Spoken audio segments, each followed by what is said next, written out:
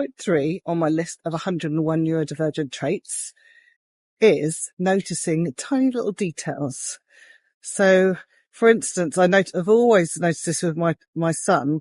If you visit a friend's house, for instance, and they have moved a sofa or moved their chairs around or something, he will notice that, whereas I wouldn't have necessarily picked up on it. And he will notice maybe the colours have changed on the walls, for instance, or road signs.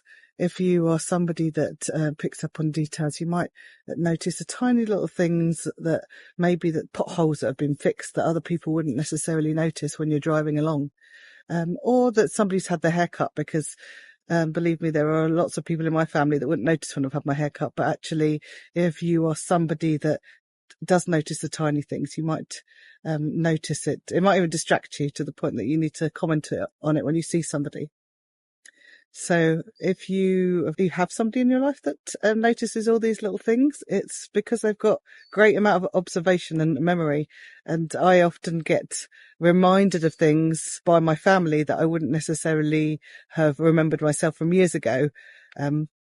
But on the flip side, I can remember what I wore to a wedding years and years ago, but I can't necessarily remember what I had for dinner yesterday. So the detail depends on the person and what they absorb, what they take in. But it's definitely an interesting one that you wouldn't necessarily have thought of as a neurodivergent trait.